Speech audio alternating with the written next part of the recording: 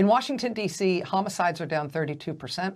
Robberies are down 39%. Armed carjackings are down 53%. Assaults with a dangerous weapon are down 27%. In Washington, D.C., the rates of burglaries and assaults with a dangerous weapon are at their lowest point in 30 years. Nevertheless, because he's so tough on crime, President Trump today deployed hundreds of National Guardsmen and women into Washington, D.C. Send the U.S. military to become the police force in Washington, D.C. The lead in the Washington Post tonight, quote, President Donald Trump announced today that he is placing the D.C. police under direct federal control and will deploy the National Guard to the streets of Washington, an extraordinary flex of federal power that strips city leadership of its ability to make law enforcement decisions and could expose residents of the nation's capital to unpredictable encounters with a domestically deployed military force. A domestically deployed military force. Because tough on crime.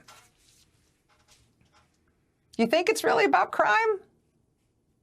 You think it's really about being tough on crime? Do you want to maybe track down the axe and machete triple murderer Trump just released to the streets of Orlando to go ask him if he thinks it's about being tough on crime? Or you maybe want to pop in to ask Ghislaine at that Bureau of Prisons crown jewel facility that kind of looks like a community college? You want to go ask her? Think it's because he's so tough on crime? That said, I mean, let's be generous here. Maybe it's not really just a generic tough on crime thing. Maybe it's specifically because it's D.C., which is the seat of the U.S. federal government. So even for a city enjoying a 30-year low in violent crime, maybe that's still just an intolerable amount of crime, specifically because it's D.C., and D.C. is where the federal government is, and maybe he's just really sensitive about protecting the federal government. Maybe he's really sensitive and really focused when it comes to protecting the seat of the federal government from any kind of crime.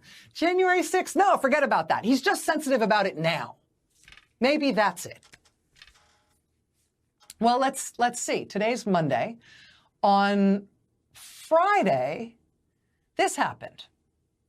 A sustained violent attack on the headquarters of the federal government Centers for Disease Control and Prevention. See all those little pock marks, those little holes? Those are bullet holes in the CDC. The gunman reportedly tried to get into the CDC headquarters in Atlanta. Security guards turned him away. He then drove to a nearby business, a nearby pharmacy, and took up a shooting position there. The Associated Press reports today that the man fired more than 180 shots into the headquarters of the Centers for Disease Control. More than 180 shots fired. He was found with 5 guns, including 4 long guns, and bullets that he fired at the CDC broke at least 150 windows. The bullets pierced blast-resistant windows in multiple buildings and spat glass shards into multiple offices. 1 police officer was killed. The gunman died as well. It's not clear if he shot himself or was shot by law enforcement. It is a miracle, obviously, that CDC personnel other than the police officer protecting them were not killed. The head of the agency that includes the CDC, Donald Trump's Health Secretary, Robert F. Kennedy, posted this online after the shooting. Then he posted this one as well. This is what he was posting the day after the shooting at the CDC, when a gunman fired more than 180 bullets into the headquarters of the Centers for Disease Control. This was the reaction of the man in charge of that agency. This was his response. It wasn't until later and after he finished posting his fishing pictures that he got around to expressing condolences for the, shooting or whatever. This major attack on a federal government facility, again, 180 shots fired into the CDC. This major attack on a federal government facility has so far garnered no response whatsoever from President Donald Trump, let alone an armed response into Atlanta, where the CDC headquarters is. But he did send in the National Guard to Washington, D.C. today because tough on crime, you think? Maybe it's not about crime. Maybe it's not about defending the federal government from threats, right? Maybe it's not about that. Maybe it's not about crime. Maybe it's not about any other thing he might voice. Maybe it's what you can see with your own two eyes. Maybe it's that he really enjoys using U.S. military force against American civilians on American soil and wants any excuse to do it anywhere he can. Watch what they do, not what they say. Because, I mean, given what else he's done on the issue of crime, does it make sense that him sending in the troops for a military takeover of Washington, D.C. is about crime? I mean, that's what he said. But what do you think based on what he's done? Because meanwhile, while he's talking about crime, he has sent in the National Guard and active duty U.S. Marines to Los Angeles as well, right? Supposedly to save that city from protests against him.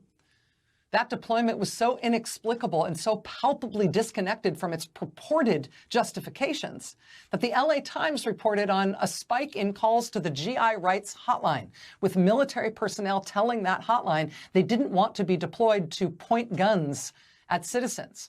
Military personnel telling that hotline they, quote, didn't want to be on the side of being armed occupiers in their own country. The New York Times reported the troops recoiling from Trump's use of them in Los Angeles. In more pungent terms, quote, at least one company commander and one battalion commander who objected to the mission were reassigned to work unrelated to the mobilization. Some troops became so disgruntled that there were several reports of soldiers defecating in Humvees and in the showers at the Southern California base where the troops are stationed, prompting tightened bathroom security. Tightened bathroom security. Despite that military triumph in Los Angeles,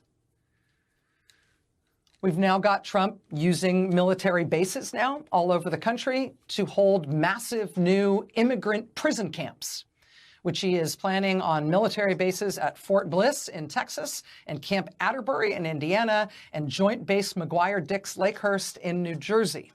Trump has also expanded huge swaths of Texas, New Mexico, and Arizona into what he's calling, quote, military zones, in which he's legally expanded the boundaries of local military bases into huge hundreds of miles long territories, where he's now given U.S. active duty troops the instruction and authority to stop and search and arrest Americans on domestic U.S. soil. Watch what they do, not what they say.